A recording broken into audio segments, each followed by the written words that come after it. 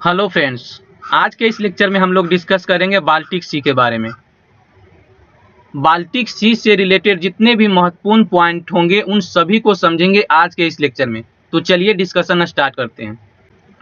Baltic सी जो है वो अटलांटिक ओशियन का पार्ट है, यानी कि बाल्टिक सी जो है वो अटलांटिक ओशियन का ही हिस्सा है।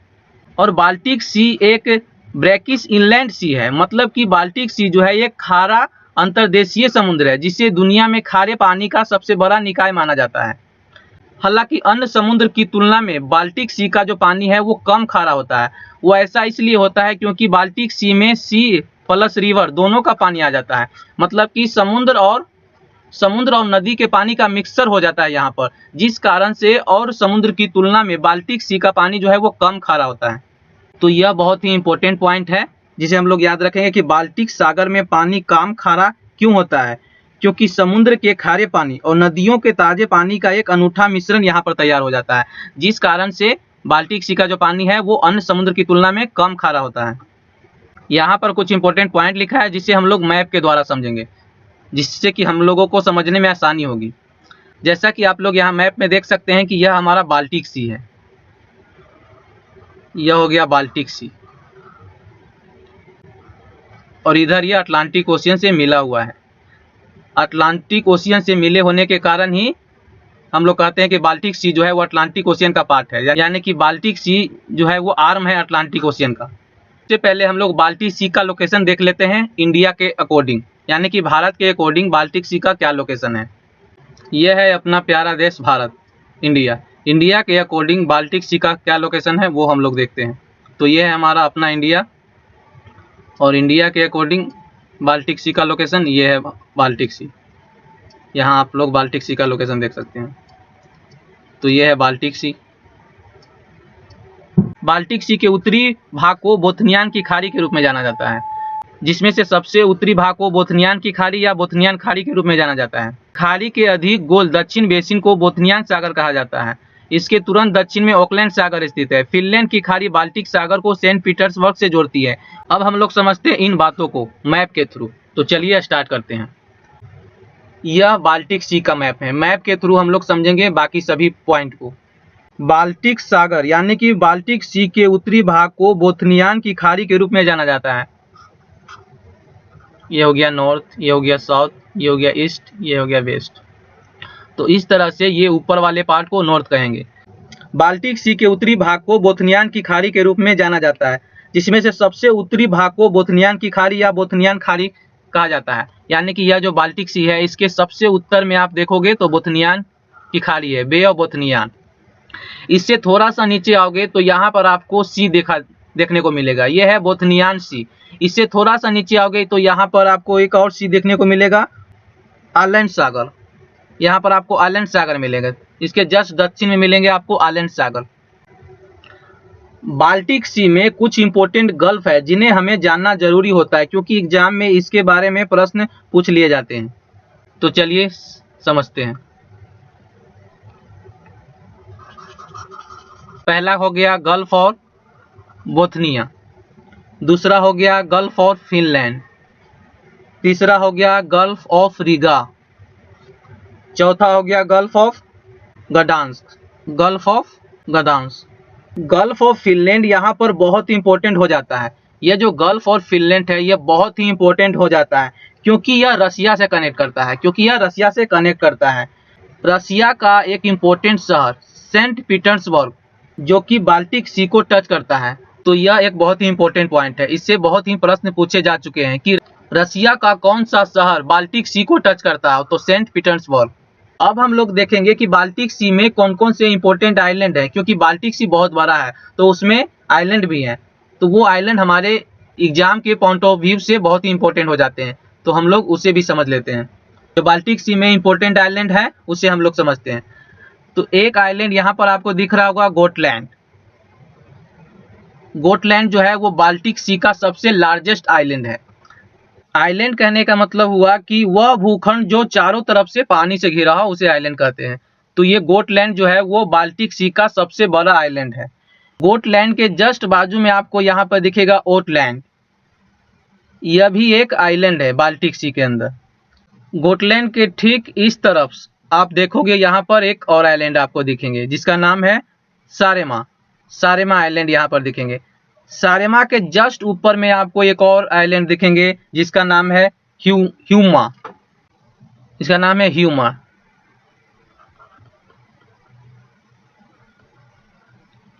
ह्यूमा। सारेमा के जस्ट ऊपर में आपको एक आइलैंड दिखेगा, उसका नाम है ह्यूमा। एक आइलैंड आपको यहाँ पर दिखेगा स्वीडन के नीचे, जिसका नाम है बोर्नहोल्म। जिसका नाम क्या है? बोर्नहोल्म।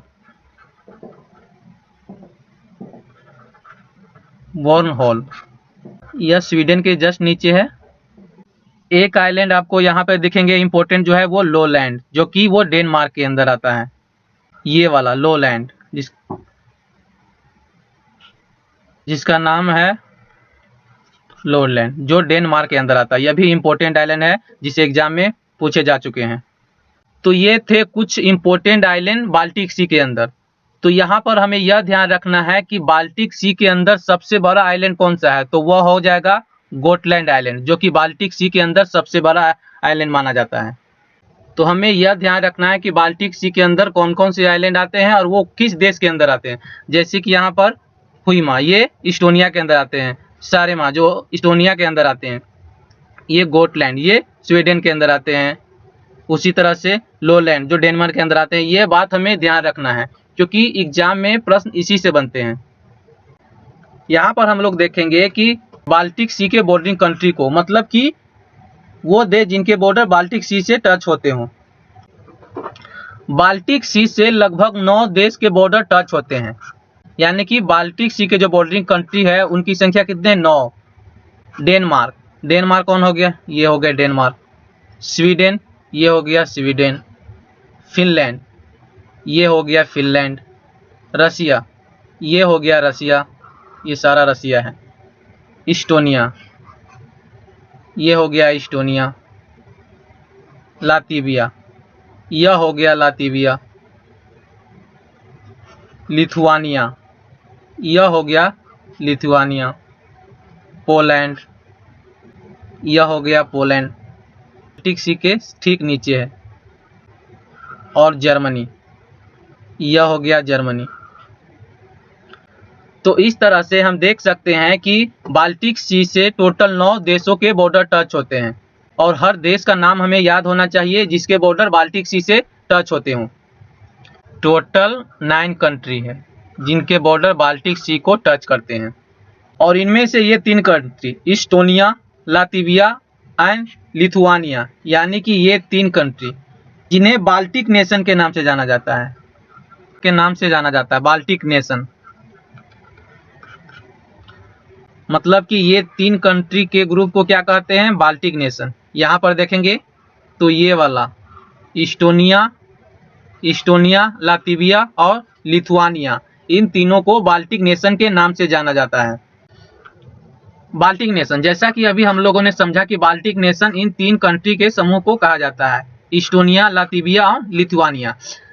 जैसा कि मैप में भी हम लोगों ने समझा कि ये इस्टोनिया, लातविया और लिथुआनिया, इन तीनों को बाल्टिक नेशन कहा जाता है। मतलब इन 3 कंट्री के ग्रुप को क्या कहा दिया? बाल्टिक नेशन कहा जाता है। बाल्टिक नेशन इसलिए कहा जा रहा है क्योंकि यह मैप में आप देखोगे तो आपको पता चलेगा कि ये हर तरह से बाल्टिक नेशन से ही घिरा हुआ है। और एक इम्पोर्टेंट पॉइंट यह भी है कि यह जो बाल्टिक नेशन है, ये जो 3 कंट्री है, ये तीनों नाटो का सदस्य है। मतलब all 3 countries are members of NATO. तो यह बात हमें याद रखना है कि बाल्टिक नेशन किन देशों को कहते हैं और यह भी बात याद रखना है कि ये तीनों कंट्री जो है वो नाटो के मेंबर भी हैं। तो चलिए इसी से रिलेटेड एक क्वेश्चन का प्रैक्टिस कर लेते हैं ताकि हमें यह याद हो जाए। तो क्वेश्चन है, which of the following countries are Baltic nations? Estonia जो कि बाल्टिक नेशन है, जैसा कि अभी हम लोगों ने पढ़ा कि इस्टोनिया बाल्टिक नेशन है। लातविया वो भी बाल्टिक नेशन है। लिथुआनिया ये भी बाल्टिक नेशन है। तो जैसा कि अभी हम लोगों ने पढ़ा था कि बाल्टिक नेशन में 3 कंट्री आते हैं, इस्टोनिया, लातविया एंड लिथुआनिया। हम लोगों ने मैप के थ्रू भी देखा था, इस्टोनिया, लातविया एंड लिथुआनिया, इन तीनों देशों के समूह को बाल्टिक नेशन के रूप में जाना जाता है। Then select the correct answer. 1 only गलत हो जाएगा, 1 एंड 2 ओनली ये भी गलत हो जाएगा, 2 और 3 ओनली ये भी गलत हो जाएगा, 1 और 2 और 3 ये सही हो जाएगा। जी हाँ, क्योंकि ये तीनों ही बाल्टिक नेशन है। तो दोस्तों यह था हमारा आज का लेक्चर बाल्टिक सी के बारे में। अगर आपको ये लेक्चर पसंद आता है तो जरूर लाइक, शेयर और सब्सक्राइब करें। मिलते हैं अगले वीडियो में, तब तक के लिए धन्यवाद।